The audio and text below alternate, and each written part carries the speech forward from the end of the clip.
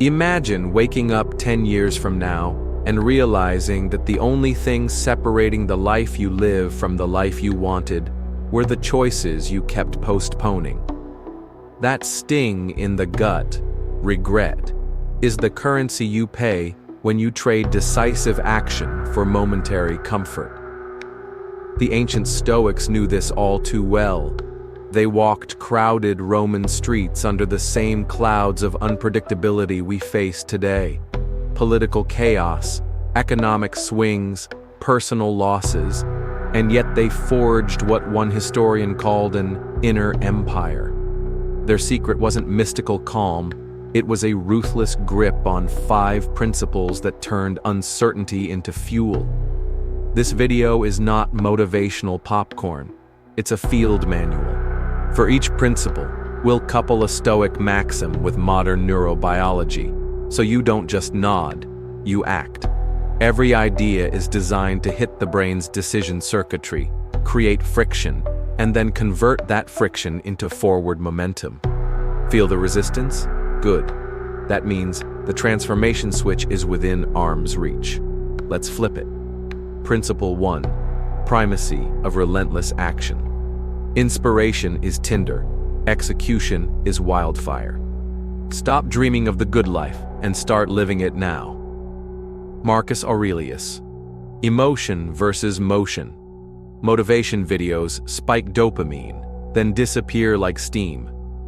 Your basal ganglia, the part of the brain that hard codes habits, responds only to repeated behavior. No repetition, no rewiring. A Stoic doesn't ask, "Do I feel like it?" but, "What can I move 1 inch forward before the next breath?" The pain barrier paradox. Neuroscientist Andrew Huberman calls the first 20 minutes of hard effort limbic friction. Push through it once, and the brain releases norepinephrine and dopamine, chemically tagging the action as rewarding. The discomfort that felt like rust becomes the polish of mastery. Stoics named that turning point eupatheia, healthy passion born from disciplined toil. Micro-commitments, macro-momentum. Seneca advised, "We suffer more in imagination than in reality." Shrink the task to something you can finish in 2 minutes. Write 1 sentence, perform 5 push-ups, read 1 paragraph. Finish it. That completion stamp feeds the reward circuitry and makes tomorrow's start line closer. Identity reforged. Each fulfilled action is a vote cast for a new identity, the person who does. Keep voting until the ballot box overflows and hesitation no longer gets elected. That's not motivational fluff, it's Hebbian theory. Neurons that fire together wire together. Bottom line, you either accumulate actions or alibis. Choose the tally that will outlive you. Principle 2. Explore. Widely, commit deeply. Taste broadly. Devour intentionally. If a man knows not to which port he sails, no wind is favorable. Seneca. The sampling phase. Your teens and 20s are evolutionary sandboxes. Dabble, tinker, collide with unfamiliar crafts. Each new pursuit forms synaptic bridges, enriching lateral thinking, the very skill that turns ordinary careers into asymmetric successes. The depth imperative. Dabbling becomes self-betrayal when it morphs into perpetual escape. The Stoics called it plenesis, the wandering sickness. Once curiosity sparks, set a depth target. 30 consecutive days, 100 deliberate practice sessions, 1 publishable project. Depth is where feedback loops get tight, and tight loops accelerate mastery. Filtering the noise Musonius. Rufus urged students to beware the big library, read the few books that sharpen character. Translate that to the digital age, mute the gurus, track real-world metrics. Is the skill producing competence, connection, or cash flow? If not, pivot with no remorse. Anti-fragile luck. The harder you work, the luckier you seem, because disciplined depth compounds opportunities. Entrepreneurs call it surface area for serendipity. In Stoic terms, fortune favors the prepared mind. Bottom line, your potential expands with each new experiment, but it crystallizes only where you drill the deepest. Principle 3. Resistance is the compass. The obstacle points to the opening. What stands in the way becomes the way. Marcus Aurelius' neural alarm systems attempt. Something unfamiliar, and the amygdala blares like a smoke detector. Its language is cortisol and adrenaline, urging retreat. But repeated exposure without catastrophe initiates habituation. The alarm quiets, new confidence emerges, and the boundary of the possible widens. Cognitive reframe Stoics performed premeditatio malorum, visualizing worst-case scenarios to steal fear's leverage. Modern psychology calls this stress inoculation.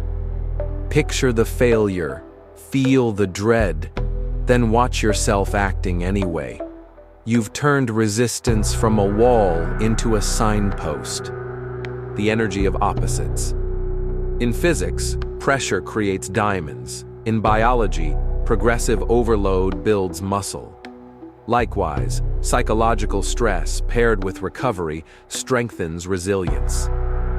Schedule deliberate discomfort, ice showers, cold calls, public speaking reps, then follow with deep rest. Adaptation begins on the rebound. Identity upgrade loop. Each conquered resistance furnishes evidence. I survive what I fear. Stack enough evidence and self-concept shifts from I avoid pain to I absorb it and advance. This is Stoic prohairesis, the sovereign will choosing its stance regardless of the storm. Bottom line, when resistance surfaces, thank it. It just highlighted the exact coordinates of your next breakthrough. Principle 4. The razor of control. Cut the noise, carve the core. Man is disturbed not by things, but by the view he takes of them. Epictetus. The dichotomy. Download. Evolution wired us to scan for threats, but modern life hijacks that wiring with algorithmic bait. Your first Stoic move is technical. Install the control filter. 2 questions you ask before any worry spirals. Can I influence this directly within the next 60 seconds?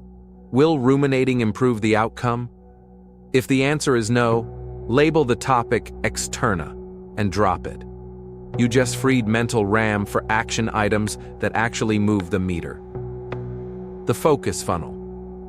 Once externals are purged, funnel what remains into 3 concentric rings: body, sleep, nutrition, training. Craft.